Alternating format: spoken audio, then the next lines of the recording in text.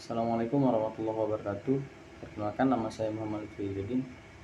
Di sini saya akan membahas tentang apa itu kekuasaan absolut atau kekuasaan mutlak dan kekuasaan relatif.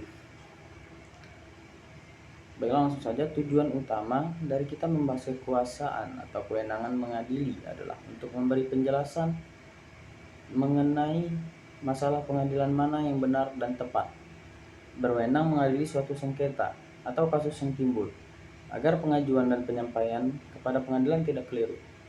Di sini ada dua macam kewenangan, yaitu kewenangan mutlak atau absolute competency dan kewenangan relatif atau relative competency. Adapun kewenangan mutlak adalah menyangkut pembagian kekuasaan absolut untuk mengadili. Misalnya, masalah perceraian bagi pihak-pihak yang beragama Islam. Maka berdasarkan pasal 63 ayat 1 huruf A Undang-Undang Nomor 1 Tahun 1974 tentang perkawinan, maka kewenangan mengadili tersebut ada pada pengadilan agama. Contoh lain, mengenai masalah sewa menyewa, hutang piutang, jual beli, gadai, kemudian hipotek adalah berada dalam kewenangan pengadilan negeri. Di sini pengertian tentang kewenangan relatif mengatur pembagian kekuasaan mengadili berdasarkan wilayah antara pengadilan yang serupa. Misalnya masalah hutang piutang diajukan oleh penggugat pada Pengadilan Negeri Jakarta Selatan karena salah satu tempat kediaman tergugat ada di Jakarta Selatan. Walaupun penggugat dapat juga mengajukan gugatan pada Pengadilan Negeri Tangerang karena tergugat lainnya berdomisili di Tangerang. Adapun asas yang berwenang adalah Pengadilan Negeri tempat tinggal tergugat atau disebut actor sequitur forum rei. Tujuannya adalah agar gugatan yang diajukan dan dimasukkan kepada pengadilan negeri yang berkedudukan di wilayah atau daerah hukum tempat tinggal tergugat. Nah, di sini saya akan menjelaskan bagaimana jika kita ingin mengajukan perkara soal permohonan cerai talak. Kemana kita harus mengajukannya? Nah, di sini langsung saja langkah yang harus dilakukan pemohon. Di sini kita mengambil kasus suami yang ingin mengajukan permohonan cerai talak terhadap istrinya. Mengajukan permohonan secara tertulis atau lisan kepada pengadilan agama atau mahkamah syariah. Pasal 118 HIR 142 RBG junto pasal 66 Undang-Undang Nomor 7 Tahun 1989 yang telah diubah oleh Undang-Undang Nomor 3 Tahun 2006. Kemudian surat permohonan dapat dirubah sepanjang tidak mengubah posita dan petitum. Jika termohon telah menjawab surat permohonan tersebut harus atas persetujuan termohon. Kemudian permohonan tersebut diajukan kepada pengadilan agama atau mahkamah syariah yang daerah hukumnya meliputi tempat kediaman termohon. Ini diatur dalam pasal 6 ayat 2 Undang-Undang Nomor 7 Tahun 1989 yang kemudian telah diubah oleh Undang-Undang Nomor 3 Tahun 2006. Kemudian bila termohon meninggalkan tempat kediaman yang telah disepakati bersama tanpa izin dari pemohon, maka permohonan harus diajukan kepada pengadilan agama atau mahkamah syariah yang daerah hukumnya meliputi tempat kediaman pemohon. Ini diatur dalam pasal 6 ayat 2 Undang-Undang Nomor 7 Tahun 1989 yang kemudian telah diubah oleh Undang-Undang Nomor 3 Tahun 2006. Apabila termohon keberkediaman di luar negeri, maka permohonan diajukan kepada pengadilan agama atau mahkamah syariah yang daerah hukumnya meliputi tempat kediaman pemohon. Ini diatur dalam pasal 6 ayat 3 Undang-Undang Nomor 7 Tahun 1989. Dan apabila pemohon dan termohon bertempat kediaman di luar negeri, maka permohonan diajukan kepada pengadilan agama atau mahkamah syariah yang daerah hukumnya meliputi tempat dilangsungkan pernikahan atau kepada pengadilan agama Jakarta Timur. Nah, di sini pasal 60 diatur dalam pasal 66 ayat 4 Undang-Undang Nomor 7 Tahun 1989 yang kemudian telah diubah oleh Undang-Undang Nomor 3 Tahun 2006. Nah, di sini juga saya akan menjelaskan bagaimana jika kita ingin mengajukan permohonan gugatan cerai, kemana kita harus memasukkan gugatan tersebut.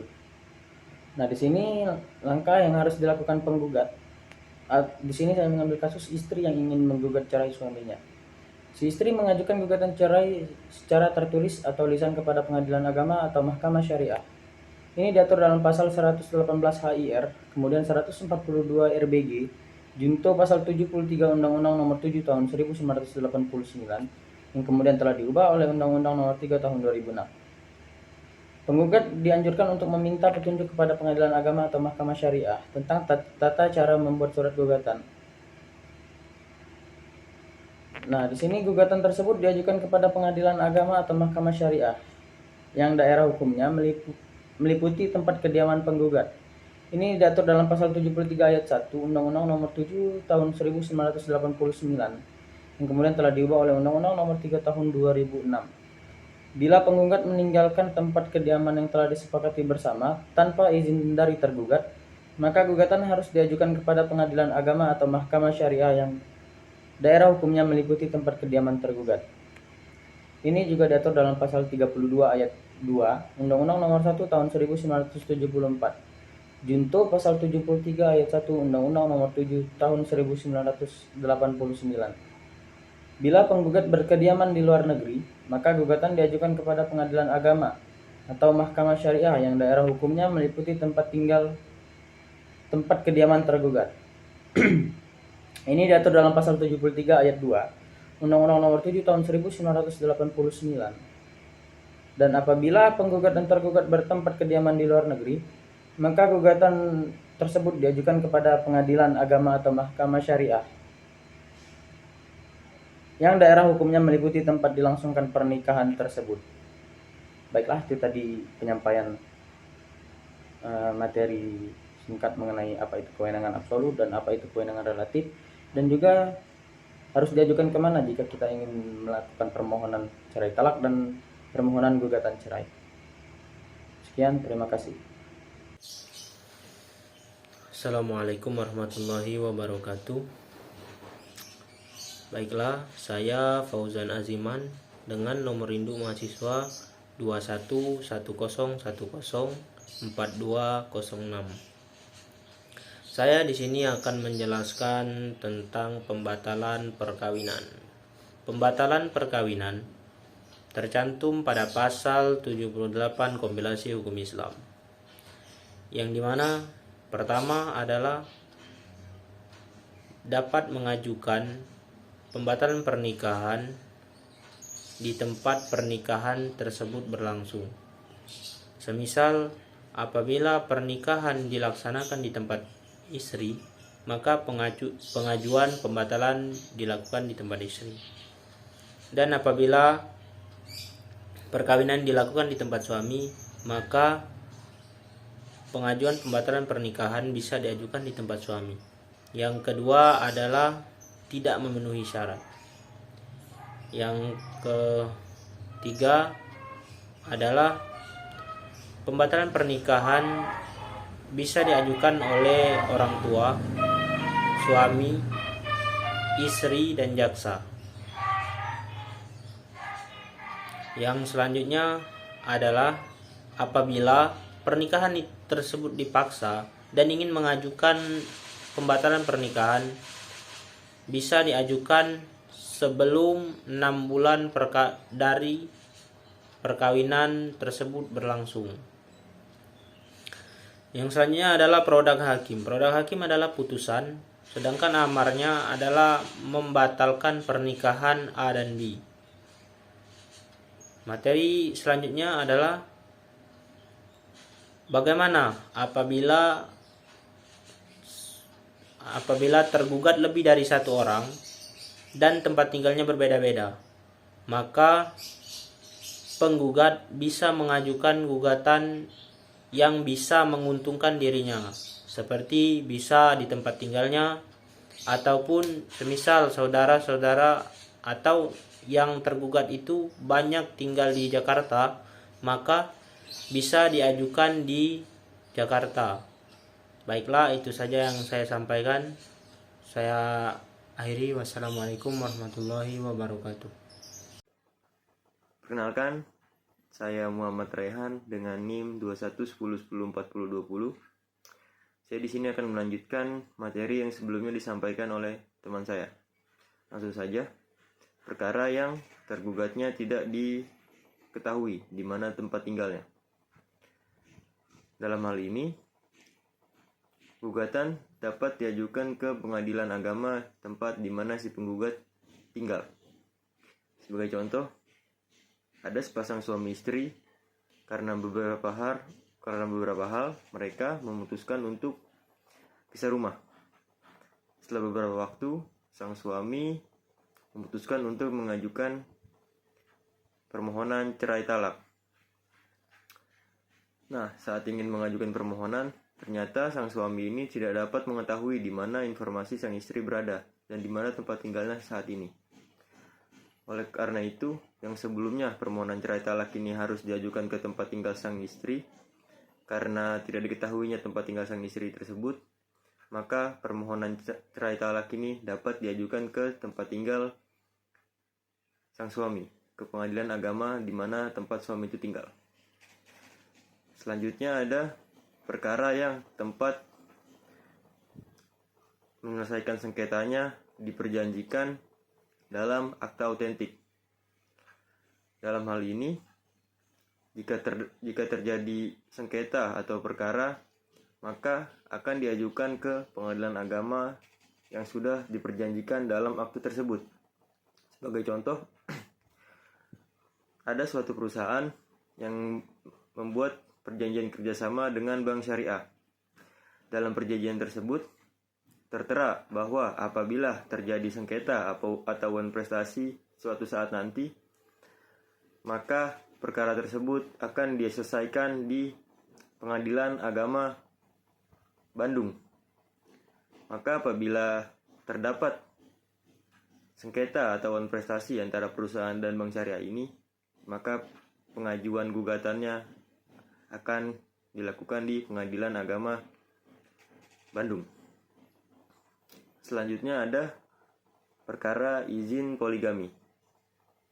Dalam hal ini, perkara izin poligami diajukan ke Pengadilan Agama tempat si laki-laki ini tinggal atau sang suami ini tinggal. Sebagai contoh, ada suami yang ingin berpoligami dan ia tinggal di wilayah Jakarta. Maka ia harus meminta izin poligami tersebut ke Pengadilan Agama Jakarta. Dengan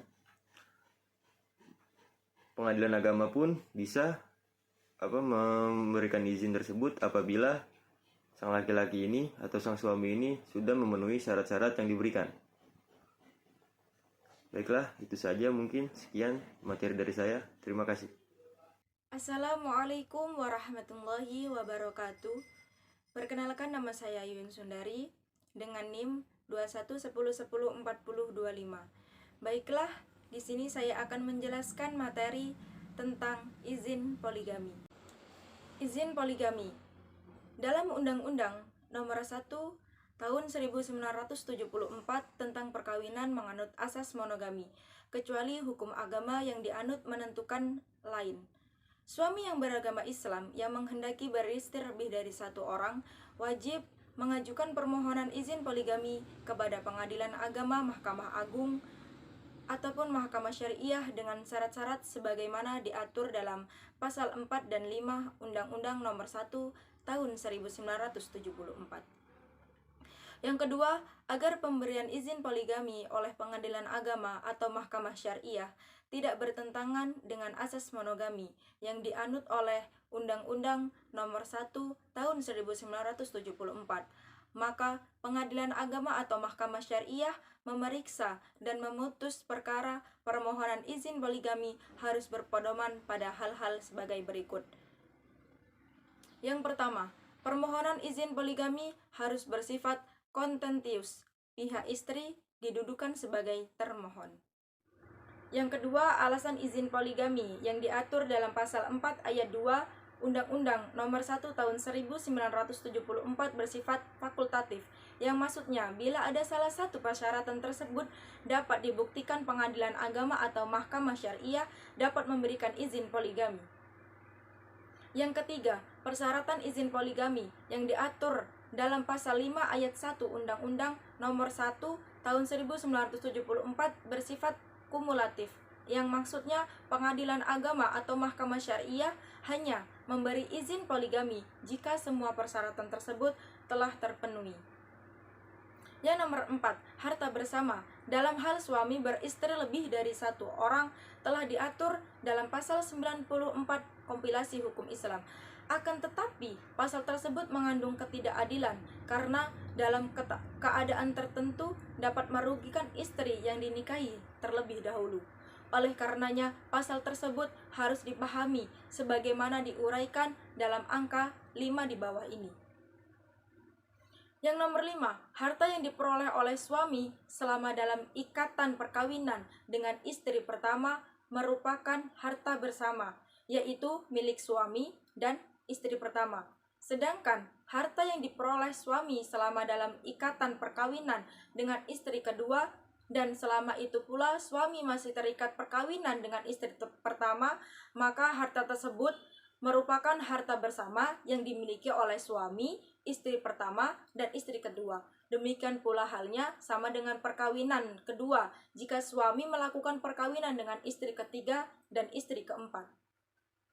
Yang nomor 6, ketentuan harta bersama tersebut dalam angka 5 tidak berlaku atas harta yang diperuntukkan terhadap istri kedua, ketiga, dan keempat, seperti rumah, perabotan rumah, dan pakaian. Sepanjang harta yang diperuntukkan istri kedua, ketiga, dan keempat tidak melebihi 1/3 dari harta bersama dan diperoleh dengan istri kedua, ketiga, dan keempat. Yang nomor 7, bila terjadi pembagian harta bersama bagi suami yang mempunyai istri lebih dari satu oleh karena kematian atau perceraian, maka cara perhitungannya adalah sebagai berikut. Untuk istri pertama, yaitu 1/2 dari harta bersama dengan suami. Yang diperoleh selama perkawinan ditambah 1/3 dan harta bersama yang diperoleh suami bersama istri pertama dan istri kedua. Ditambah 1/4 dengan harta yang diperoleh oleh suami dengan istri yang ketiga, kedua, dan istri pertama. Ditambah 1/5 dari harta bersama yang diperoleh oleh suami bersama istri keempat, ketiga, kedua, dan pertama. Yang kedelapan, harta yang diperoleh oleh istri pertama, kedua, ketiga, dan keempat merupakan harta bersama dengan suaminya, kecuali harta tersebut yang diperoleh oleh suami ataupun istri adalah hadiah ataupun warisan. Yang kesembilan, pada saat permohonan izin poligami, suami wajib pula mengajukan permohonan penetapan harta bersama dengan istri sebelumnya atau harta bersama dengan istri-istri sebelumnya. Dalam hal suami tidak mengajukan permohonan penetapan harta bersama yang digabung dengan permohonan izin poligami, maka istri-istri dapat mengajukan rekonvensi penetapan harta bersama. Yang nomor 10, dalam hal suami tidak mengajukan permohonan penetapan harta bersama yang digabung dengan permohonan izin poligami, sedangkan istri terdahulu tidak mengajukan rekonvensi penetapan harta bersama dalam perkara permohonan izin poligami, sebagaimana dimaksud dalam angka 9 di atas. Permohonan penetapan izin poligami harus dinyatakan tidak dapat diterima. Materi selanjutnya yaitu izin kawin, dispensasi kawin, dan wali adol. A. Izin kawin. Yang pertama, permohonan izin melangsungkan perkawinan diajukan oleh calon mempelai yang belum berusia 21 tahun dan tidak mendapatkan izin dari orang tuanya kepada pengadilan agama mahkamah syariah dalam wilayah hukum di mana calon mempelai tersebut bertempat tinggal. Yang kedua, yaitu permohonan izin melangsungkan perkawinan yang diajukan oleh calon mempelai pria ataupun calon mempelai wanita dapat dilakukan secara kumulatif kepada pengadilan agama mahkamah syariah dalam wilayah hukum di mana calon mempelai pria dan wanita tersebut bertempat tinggal. Mungkin itu saja yang dapat saya sampaikan, kurang dan lebihnya saya mohon maaf. Dan materi selanjutnya yang akan disampaikan oleh rekan saya yaitu Miranda.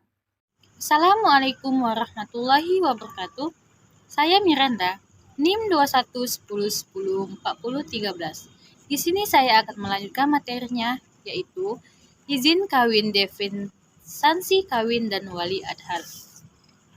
Wali adhar, calon mempelai wanita akan melangsungkan perkawinan. Wali nikahnya tidak mau menjadi wali dalam perkawinan tersebut dapat mengajukan permohonan penetapan wali adhar kepada Pengadilan Agama Mahkamah Syariah. Pembatalan perkawinan. Calon suami istri akan melangsungkan perkawinan harus memenuhi syarat-syarat perkawinan yang diatur dalam Undang-Undang Nomor 1 Tahun 1974. B. Pengadilan Agama Mahkamah Syariah dalam memeriksa dan memutuskan perkara. Pengesahan perkawinan hisbat nikah. A. Pengesahan nikah hisbat nikah. B. Pengesahan nikah diatur dalam pasal 2 ayat 5. C. Dalam pasal 49 angka 22 penjelasan Undang-Undang Nomor 7 Tahun 1998 sebagaimana telah diubah dengan Undang-Undang Nomor 3 Tahun 2006 dan pasal 7 ayat 3 huruf di Konstitusi Hukum Islam. D. Hisbat nikah. Dalam rangka penyelesaian perceraian dibuat secara terdiri melainkan menjadi suatu kesatuan dalam putusan perceraian. E. Untuk menghindari adanya penyulapan hukum dan poligami tanpa prosedur, Pengadilan Agama Mahkamah Syariah harus berhati-hati dalam mengenai permohonan hisbat nikah. Proses. Baiklah, cukup sampai di sini materi saya. Saya kembalikan kepada pemateri yang selanjutnya. Wassalamualaikum warahmatullahi wabarakatuh. Baiklah, saya Nazila Afifah akan menjelaskan tentang cerai talak dan pemeliharaan anak atau hadona. Yang pertama, cerai talak. Cerai talak diajukan oleh pihak suami yang petitumnya memohon untuk diizinkan menjatuhkan talak terhadap istrinya. Prosedur pengajuan permohonan dan proses pemeriksaan cerai talak agar memedomani pasal 66 sampai dengan 72 Undang-Undang Nomor 7 Tahun 1989 sebagaimana telah diubah dengan Undang-Undang Nomor 3 Tahun 2006 dan perubahan kedua dengan Undang-Undang Nomor 50 Tahun 2009 junto pasal 14 sampai dengan 36 Peraturan Pemerintah Nomor 9 Tahun 1975. Selama proses pemeriksaan cerai talak sebelum sidang pembuktian, istri dapat mengajukan rekompensi mengenai nafkah anak, nafkah madiah, nafkah iddah, mut'ah, sedangkan harta bersama dan hadana sedapat mungkin diajukan dalam perkara tersendiri. Selama proses pemeriksaan cerai talak, suami dapat dalam permohonannya dapat mengajukan permohonan provisi. Demikian juga istri dalam gugatan rekompensinya dapat mengajukan permohonan provisi tentang hal-hal yang diatur dalam pasal 24 Peraturan Pemerintah Nomor 9 Tahun 1975. Permohonan provisi sebagaimana dimaksud oleh huruf E di atas antara lain permohonan istri sebagai korban kekerasan dalam rumah tangga atau KDRT untuk didampingi oleh seorang pendamping. Pasal 41 Undang-Undang Nomor 23 Tahun 2004. Selanjutnya, Pengadilan Agama secara ex officio dapat menetapkan kewajiban nafkah iddah atas suami untuk istrinya sepanjang istrinya tidak terbukti berbuat nusyuz dan menetapkan kewajiban mut'ah. Dalam pemeriksaan cerai talak, Pengadilan Agama sedapat mungkin berupaya mengetahui jenis pekerjaan suami yang jelas dan pasti dan mengetahui perkiraan pendapatan rata-rata per bulan untuk dijadikan dasar pertimbangan menetapkan nafkah anak, mut'ah, nafkah madiah, dan nafkah iddah. Agar memenuhi asas manfaat dan mudah dalam melaksanakan putusan, penetapan mut'ah sebaiknya berupa benda bukan uang, misalnya rumah, tanah, atau benda lainnya, agar tidak menyulitkan dalam eksekusi. Mut'ah wajib diberikan oleh bekas suami dengan syarat belum ditetapkan mahar bagi istri ba'da dukul dan perceraian atas kehendak suami. Besarnya mut'ah disesuaikan dengan kepatutan dan kemampuan suami. Dalam hal termohon tidak hadir di persidangan dan perkara akan diputus per stek, pengadilan tetap melakukan sidang pembuktian mengenai kebenaran adanya alasan perceraian yang didalilkan oleh pemohon. Untuk menghindari terjadinya talak bid'i, Pengadilan Agama agar menunda sidang ikrar talak jika istri dalam keadaan haid, kecuali bila istri telah dijatuhi talak. Untuk amar putusan cerai talak itu berupa penetapan. Selanjutnya tentang pemeliharaan anak atau hadona. Adapun definisi pemeliharaan anak atau hadona diatur dalam kompilasi hukum Islam pasal 1 huruf G yang berbunyi, pemeliharaan anak atau hadona adalah kegiatan mengasuh, memelihara, dan mendidik anak hingga dewasa atau mampu sendiri. Dalam hal terjadi perceraian, pemeliharaan anak telah diatur dalam kompilasi hukum Islam pasal 105 yang berbunyi, 1. Pemeliharaan anak yang belum memayis atau belum berumur 12 tahun adalah hak ibunya. 2. Pemeliharaan anak yang sudah memayis diserahkan kepada anak untuk memilih di antara ayah atau ibunya sebagai pemegang hak pemeliharaannya. 3. Biaya pemeliharaan ditanggung oleh ayahnya. Jadi, anak yang belum berumur 12 tahun adalah hak ibunya, sedangkan anak yang sudah berumur 12 tahun atau lebih diserahkan hak kepada anak untuk memilih di antara ayah atau ibunya sebagai pemegang hak pemeliharaannya. Dalam pasal 41 Undang-Undang Nomor 1 Tahun 1974 tentang perkawinan, Akibat putusnya perkawinan karena perceraian ialah A. Baik ibu ataupun bapak tetap berkewajiban memelihara dan mendidik anak-anaknya semata-mata berdasarkan kepentingan anak. Bila mana ada perselisihan mengenai penguasaan anak-anak, pengadilan memberi keputusannya. B. Bapak yang bertanggung jawab atas semua biaya pemeliharaan dan pendidikan yang diperlukan anak itu. Bila mana bapak dalam kenyataannya tidak dapat memenuhi kewajiban tersebut, pengadilan dapat menentukan bahwa ibu ikut memikul biaya tersebut. C. Pengadilan dapat mewajibkan kepada bekas suami untuk memberikan biaya penghidupan dan atau menentukan suatu kewajiban bagi bekas istri. Baik, mungkin itu saja yang dapat saya presentasikan. Terima kasih. Wassalamualaikum warahmatullahi wabarakatuh.